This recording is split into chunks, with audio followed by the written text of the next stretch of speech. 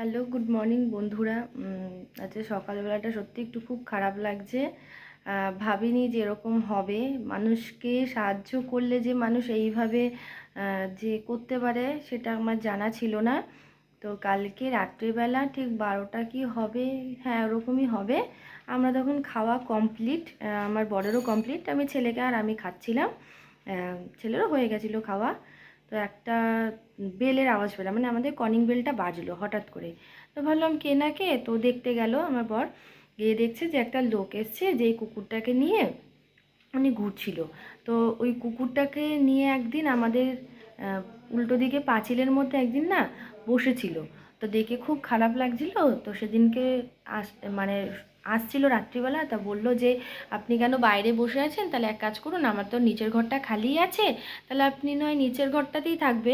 তো আমি যেই ঘরটা দেখতে পাচ্ছ এখানে ছেলে পড়ে, এখানে খেলনা রয়েছে, তো আমি এই ঘরটাতে আমি তখন আমার ওপরের ফ্যানটা না খারাপ ছিল। তো আমাদের একটা বড় স্ট্যান্ড ফ্যান আছে, তোমাদের দেখাই।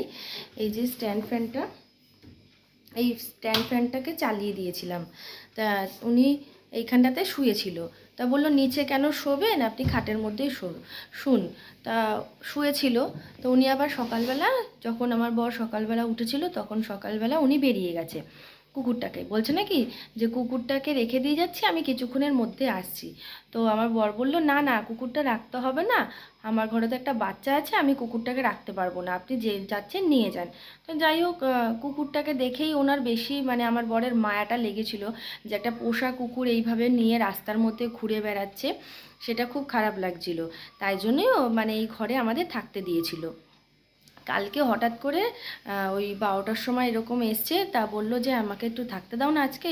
তো কুকুরটাকে নিয়ে এসছে। তো আমার বরের একটু মায়া দয়াটা বেশি, আর আমাদের একটু ভালোও লাগে, কুকুর ভালোবাসি, কিন্তু বাচ্চা রয়েছে, এবার কুকুরটাকে সামলাবো না বাচ্চা সামলাবো, ওই কারণে না আমরা কুকুর পুষি না, মানে বিশেষ করে আমি।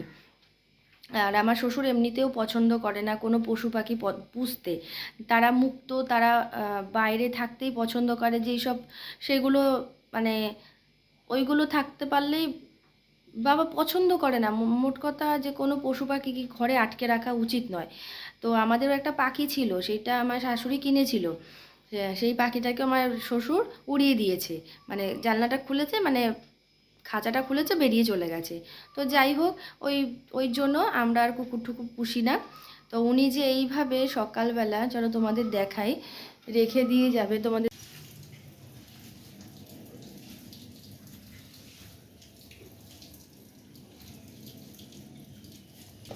প্রমাণটা থাকবে আমার দরকার কি বলো, ঠিক আছে থাক।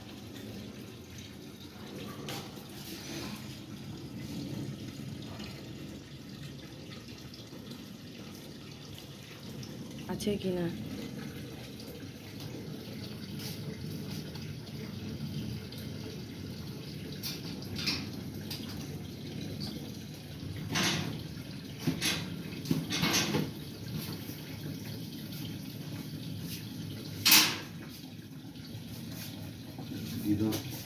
দরজাটা দাও, দেখো আগে এই দোকানগুলোতে কোথাও আছে কিনা একবার দেখো। ও ঘুমাচ্ছে। হ্যাঁ জানে যে এদের বাড়িতে রেখে দিয়ে চলে যাই, কারণ কুকুরটাকে নিয়ে অনেক ভুগছে।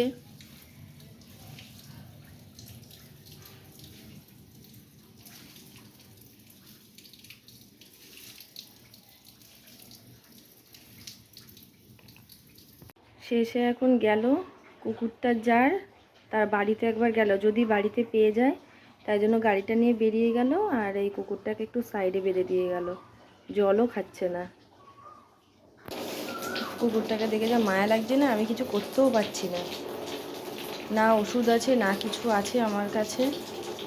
একে ডাক্তার দেখাতে হবে ভালো করে, আর ঘা হয়ে গেছে ওখানটাতে, হলুদ দিলে হয়। আর ওনাকে যখন থাকতে দেওয়া হয়েছিল বলেছে ভেতরটাতেই থাকুন, অসুবিধা নেই। কালকে বলছিল যে লাইটটা যদি জ্বালিয়ে দেওয়া হয় ভালো হবে। তো আমরা বললাম বাইরে আমাদের লাইট নেই। তা উনি এখানেই বসেছিল, এখানেই শুয়েছিল। তো আমাকে বলল একটা খাবার দিতে। তো আমার কাছে একটা রুটি ছিল, কালকে আমরা বিরিয়ানি এনে খেয়েছি। তো ওনাকে একটা বাটি করে, এই যে এখানে বাটি আছে, এই বাটি করে আমি একটু ভাত দিয়েছিলাম। তরকারি মরকারি কিছুই ছিল না, যেহেতু আমি বাইরে থেকে খাবার এনেছিলাম। তা বললো যে ঠিক আছে ভাতটাই দাও। তো একটু টক ডাল ছিল, তা ভাবলাম কুকুরটা খাবে কি না টক ডাল, ওই জন্য আর দিইনি। তো যখন সকালবেলা, তা আমি ভাবলাম যে সকালবেলা এরমভাবে কুকুরটাকে নিয়ে থাকবে, লোকে দেখলে একটু খারাপ ভাববে, তুমি বরঞ্চ গিয়ে দরজাটা খুলে দাও, উনি হয়তো চলে যাবে, হয়তো আমাদের ডাকতে পারছে না ঘুমাচ্ছে বলে। তো উনি কিন্তু ওনার কুকুরটাকে খাবার টাবার খাইয়ে উনি কখন বেরিয়েছে আমরা জানিই না। তো আমি ভাবলাম যে হয়তো দরজাটা খুলে দেবে, তখন 6:30 বাজে। উনি এসে মানে আমার বর এসে দেখছে যে এখানে উনি নেই। তারপর পাশের বাড়িতে একটা বাচ্চা ছেলে, ও দেখেই 6টার সময় উঠেছিল, বললো যে তার আগেই ও চলে গেছে। তো এই গ্রিলটা আছে, গ্রিলটা তালা দেওয়া ছিল এখানে, আর ওই কাঠটা ওখানে দেওয়া ছিল। তো উনি গ্রিলটা টপকিয়ে চলে গেছে কুকুরটাকে রেখে। আমার মনে হচ্ছে কুকুরে কামড়েছে, উনি কালকেই বলেছে যে কুকুরটাকে কামড়েছে। তা উনি হয়তো পারবে না চিকিৎসা করাতে, তাই জন্য কুকুরটাকে এখানে রেখে গেছে। দেখো একবার, এত পোষা কুকুর, চোখের মধ্যে কি একটা হয়েছে। আর কুকুরটা এরকম নয়, কুকুরটা একদম ধবধবে সাদা। আর উনাকে দেখেছি আমি কুকুর নিয়ে যেখানে সেখানে রাস্তায় ঘুরে বেড়াতে। তো উনি বিড়ি, রুটি, হলুদ, তারপর ব্যাগ, উনি সামান্য প্যান্টটাকেও ছেড়ে গেছে। ভাবছি প্যান্টটা ছেড়ে গেছে, তো এই প্যান্টটা তাহলে উনি কি পরে গেল, এটা একটু ভাবনার বিষয় হয়ে গেছে। আর কুকুরটার যা ঘায়ের অবস্থা, আর তার মধ্যে একটা এরকম দড়ি বেঁধেছে। তারপর শেষে আমার বর কী করলো, যে এখানে দড়িটা দিয়ে গাছে বাঁধলো। একটু পরে আমার ছেলেটা উঠে যাবে। আর এই বাচ্চার কারণেই আমি আরও বেশি কুকুর টুকুর রাখতে পছন্দ করছি না। আর এখানটাতে আমার কিন্তু ধোয়াই থাকে মেঝেটা। আর প্রচণ্ড মানে কুকুরের ঘায়ের জন্য, একবার দেখাই তোমাদের ঘাটা কি হয়েছে। এই ঘায়ের জন্য এখানে মাছি ভর্তি। তোমাদের তো দেখালামই সবটাই, মানে একটু ভীষণ খারাপ অবস্থাতেই আছি। জানি না কী করব। সকালবেলা উঠে আজকে বলছিল তাড়াতাড়ি অফিস যাওয়ার আছে, তো সকালে উঠে এরকম পরিস্থিতির মধ্যে পড়বে ভাবতে পারিনি। তো গেছে, উনি ওনার বাড়ির কাছে গেছে, যদি পেয়ে যায় ওনাকে, জানি না ওনাকে পাবে কি না। তারপর উনি রাস্তায় রাস্তায় থাকে, ওনার ঠিকমতো জায়গায় নেই থাকার মতো, বাড়ি আছে ওখানে থাকে না, কুকুরটাকে নিয়ে রাস্তায় ঘুরে বেড়ায়। এই সকালে যে কী একটা সমস্যায় পড়েছি না, সে আর বলার মতো না। তো রান্না করা বাকি আছে, অফিস যাবে, আজকে সারাটা দিন মনে হচ্ছে আমার এইভাবেই কেটে যাবে। কালকে আমায় বললো যে 8:30টার মধ্যে আমি বেরিয়ে যাব। আর সকালে দেখো আজকে একটু সমস্যার মধ্যে পড়েছি। যাই হোক, আগে কুকুরটার গতি তো করতে হবে, ওকে একটা ব্যবস্থা করতে হবে, কুকুরটা যাতে নিয়ে যায়, ভালো চিকিৎসা হয়। আমি এখনও পর্যন্ত মুখ ধুতে পারিনি। আমি উঠেছি 6:30টায়। আমি মানে উনি যখন চলে গেছে তখনই কিন্তু আমাকে ফোন বারবার ডাকছে যে তুমি আসো, দেখো উনি কিন্তু চলে গেছে কুকুরটাকে রেখে। এর আগেও একবার ওরকম করতে চাইছিল, কুকুরটা রেখে যাবে, কিন্তু সেটা আর হয়নি, এইবার রেখে চলে গেছে। আর বিশেষ করে কুকুরটাকে কামড়েছে বাইরের কুকুর, যার জন্য হয়তো উনি রেখে দিয়ে পাঁচিলটা টপকিয়ে, মানে আমাদের গ্রিলটা টপকে বেরিয়ে গেছে। খুব বাজে একটা কাজ করেছে, যেটা আমার একদম ভালো লাগছে না। কুকুরের জন্যই বেশি মায়া ওনাকে থাকতে দেওয়া হয়েছে, আর উনি এইভাবে রেখে চলে গেছে। প্যান্টও রেখে গেছে, ব্যাগ রেখে গেছে, ও কী যে করব। এই কিছুক্ষণ আগে আমার বর এসে, মানে কাউকে পাচ্ছিল না, কি করবে, শেষে কুকুরটাকে দেখে হলুদ আর পার্লেজি বিস্কুট দুটো এনে দিয়েছিল, কিন্তু কুকুরটা খাচ্ছিল না। তারপর চিন্তা করছে কি করব, তা আমি আবার একজনকে ফোন করলাম যে দাদা তুই নিয়ে যা, একজনকে ফোন করলাম, ও তো কুকুরটাকে করে, বললাম বাবু তো তুই নিয়ে যা কুকুরটাকে, দেখ কোথাও যদি থাকে তাকে দিয়ে দিতে পারবি সংস্থার কাছে। তখন বললো ঠিক আছে দাঁড়া আমি আসছি।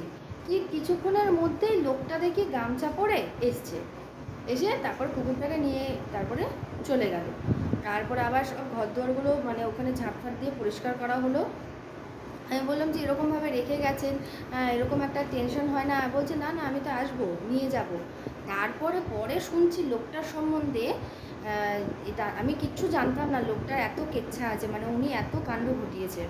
লোকটা নাকি যখন একটু অল্প বয়স ছিল তখন অনেক কাণ্ড ঘটিয়েছে, চুরি করতো, প্লাস ওনার নামে অনেক কেস আছে, প্লাস জেলও খেটেছে, পাবলিকের কাছে মার খেয়েছে, তারপর বাড়ি থেকে ওনাকে তাড়িয়ে দেওয়া হয়েছে। ওনার অনেক কাণ্ড আছে, আমি তো জানতাম না। এবার না জেনেই আমরা এত বড় একটা ভুল করেছিলাম, ওনাকে থাকতে দিয়েছিলাম। এবার যখন আমাদের আশেপাশে সবার কাছে শুনলাম যে বৌদি তুমি কেন ওনাকে রেখেছো, ওনাকে তো কেউ রাখে না, যেখানে যায় সেখান থেকে ওনাকে তাড়িয়ে দেওয়া হয়, কারণ উনি খুব অনেক বড় ঘটনা ঘটিয়েছে। প্লাস কিছুদিন আগেও নাকি উনি একজনের বাড়ি থেকে সিলিন্ডার নিতে গেছিলো চুরি করে, একজনের টোটো নিতে গিয়ে মার খেয়েছে, উনি নাকি প্রচুর কাণ্ড ঘটিয়েছে। তাই বলবো তোমাদের এরকম হুটহাট করে কোনো মানুষকে না জেনে কাউকে আশ্রয় দেবে না বাড়িতে, এটা আমি অনেক বড় ভুল করেছি, তোমরা একদমই করবে না। আর আমার বড় একটু টেনশানে পড়েছিল যে কুকুরটার কি হবে, তো উনি নিয়ে গেছে, বললো আমি যখন যাচ্ছি দেখছি পাশে ওখানে একজনের বাড়ির সামনে বসে আছে। আর কিছুই না, এগুলো হচ্ছে পাপের ফল। উনি হয়তো এমন কর্ম করেছে, উনি কাণ্ড করেছে, জেল টেল কেটেছিল শুনলাম, উনি এমন কাণ্ড করেছে যে ওনার কর্মের ফল উনি এখন ভোগ করছে, রাস্তায় রাস্তায় ঘুরে ঘুরে, দুয়ারে দুয়ারে ঘুরে। কিন্তু কুকুরটা তো কোনো অন্যায় করেনি, কিন্তু কুকুরটাকে এটা ভোগ করতে হচ্ছে। উনি নাকি কুকুরটাকে খুব ভালোবাসে, আর কুকুরটা আমাকে বারবার মুখ উঁচু করে দেখছিল যে মালিকটা এসছে, ভেবেছে মালিকটা এসছে।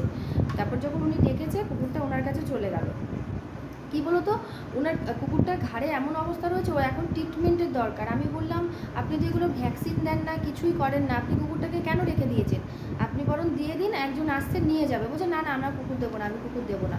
কিছুই না, ওনার কর্মের ফল, ওনার পাপের ফল ভোগ করছে, তার সাথে কুকুরটাকে ওরকম ভোগ করছে। মনে হয় না বেশি দিন কুকুরটার বাঁচবে। কুকুরটার অবস্থা দেখলেই তো তোমরা যে কী অবস্থা কুকুরটার ঘাড়ে, এমন অবস্থা রয়েছে, ওর এখন ভীষণ ট্রিটমেন্টের দরকার। ছটফট ছটফট করছিল, একবার এপাশে শুয়ে পড়ছে, জিভ বেরিয়ে যাচ্ছে, জল খাচ্ছে না ঠিক মতো, খাবার খাচ্ছে না, মানে কুকুরটাকে মেরেই ফেলবে এরকম করতে করতে।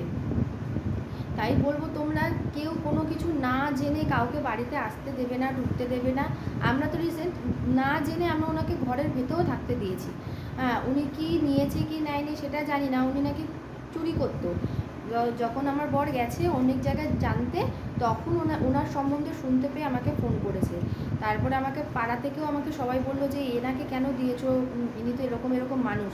আমি যে কী বলছো, আমি তো এত বড় ভুলটা কী করে করলাম, আমি তো মানে বুঝতেই পারিনি যে উনি এরকম হতে পারে, এত খারাপ মানুষ। হ্যাঁ, তাই বলবো যে তোমরা এরকম কখনো কাউকে এরকম বাড়িতে আসতে দেবে না, যা করবে দূর থেকে। এটাই আর কি বলার। যার কুকুর সে উনি নিয়ে গেছে, কিন্তু কুকুরটার ওপর একটু মায়া লাগছে, খারাপ লাগছে।